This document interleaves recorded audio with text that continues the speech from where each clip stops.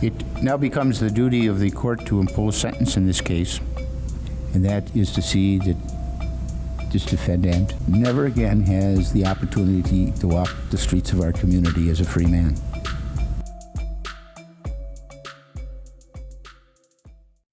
Hello, my name is Paco Rivera, and this is the Maximum Sentence channel, where we talk about recent crimes and convictions and a maximum penalty handed down. You can also follow me on Facebook for updates. There will be a link to my Facebook in the description below. You know, road rage can be a very strange phenomenon. Sometimes even the gentlest, nicest, kindest, most humble person in the world will get behind the steering wheel of a car and poof, just like that, he or she turns into a totally different creature. And this is not a recent trend. It has been going on since the automobile was invented. Here is a clip from a 1950s cartoon that perfectly exemplifies what I'm talking about.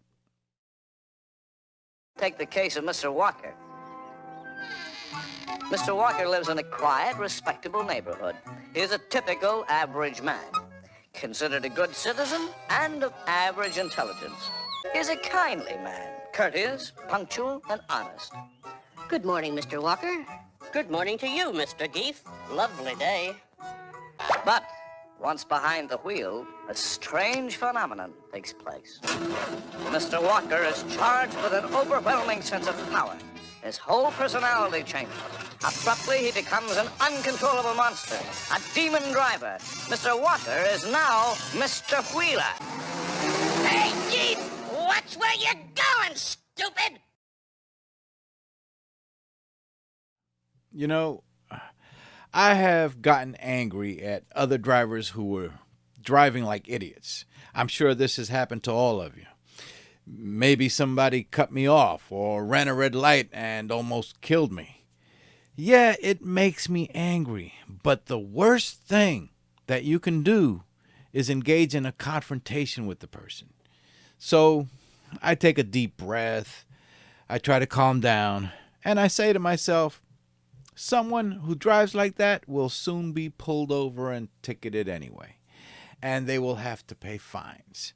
And maybe even eventually get their driver's license suspended or revoked. Well, in 2021, 54-year-old Dean Capsalis from Hudson, Massachusetts, was one of those men. He had a lengthy history of driving violations. His driving infractions dates back to 1984. That includes crashing his vehicle 7 times and receiving 18 speeding tickets according to the Registry of Motor Vehicles. His license had been suspended 10 times over the years. On January 19 of the year 2021, Dean Capsalis was driving his red Dodge Dakota pickup truck through a neighborhood in Belmont, Massachusetts. He was accompanied by his fiancée. At some point, he was either changing lanes or making a turn, but failed to signal. Also driving that day in that area in a white Honda Civic was Henry Tapia, a man who lived on Upland Street in Belmont, Massachusetts, with his fiancée and their young child, a boy that was about 3 years old at the time. Tapia was also the father of 2 other children. Witnesses reported that the 2 men, Dean Capsalis and Henry Tapia, had stopped their vehicles and got out on Upland Street, the same road where Henry Tapia lived. They were seen arguing with each other loudly over Capsalis's driving. Kapsalis was also heard shouting a tirade of racial slurs and derogatory comments about Tapia's race that included the N-word. A nearby Ring doorbell video camera did not get video of the actual incident, but it was close enough to capture all the audio. What seemed a bit strange to bystanders, as they would state, is that the argument appeared to have settled down and both men appeared to be calmly returning to their vehicles. However, as Henry Tapia was standing beside the driver's side door of his white Honda Accord, Dean Capsalis accelerated the gas pedal of his pickup truck and drove directly into Tapia, striking him and dragging him for a few moments before fleeing the scene. Witnesses attended to the injured man and called 911. Police arrived on the scene at 4:22 in the afternoon. Tapia was conscious and complaining that he was having a hard time breathing, and he was actually heard saying, "I'm going to die." Henry Tapia was transported to a hospital in Boston, but died from his injuries soon after his arrival. Dean Capsalis did turn himself in at the Belmont police station about a half hour after the incident occurred. He was arrested and charged with murder, assault, and battery with a dangerous weapon, leaving the scene of a crash with personal injury, and a civil rights violation because he had used hateful racial terms at the victim. The victim's death was caused as a result of being struck and run over by the defendant's vehicle. The case went to trial last year in 2023. It appears that Kapsalis and his attorneys tried their best to minimize the punishment that Kapsalis would receive following the trial.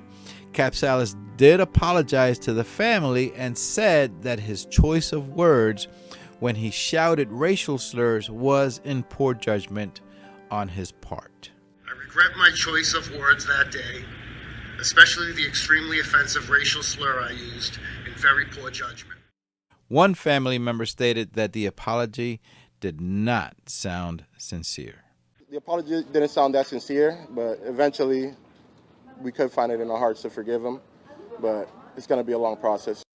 Dean Capsalis' attorneys had also tried to get a murder conviction downgraded to involuntary manslaughter by saying that he struck Henry Tapia with the pickup truck accidentally. Remember, there were many witnesses present when the incident occurred, and some would testify that it was clearly obvious to them that Kapsalis intentionally and purposely drove directly into Tapia standing outside his car. The witnesses watched as the defendant accelerated his truck and drove it straight towards the victim. In this case, the allegation is that the defendant intentionally acted to strike the victim with his vehicle. We cannot and will not tolerate behavior that is rooted in racial bias. In May of last year, Kapsalis was found guilty of second-degree murder. During witness impact statements following the trial, Henry Tapia's mother wrote that Mr. Kapsalis' decision to take the life of a human being without regard for the effects it may have on others is unimaginable and cruel.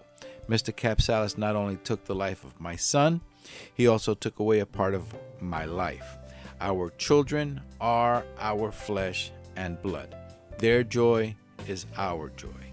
Their dream is our dream. Their pain is our pain.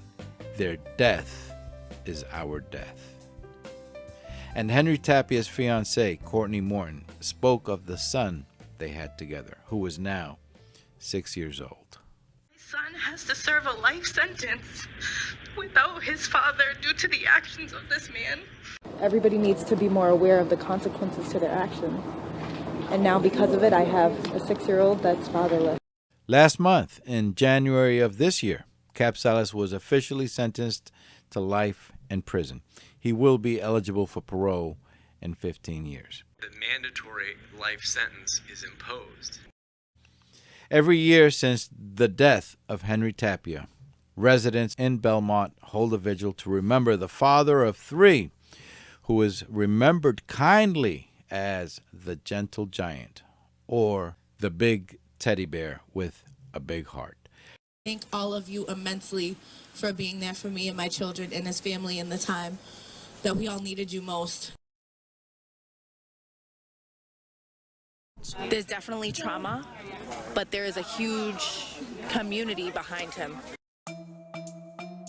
Please remember to subscribe for more of these true crime stories, and you can also follow me on Facebook for updates. There will be a link to my Facebook in the description below. I'm Paco Rivera. Take care.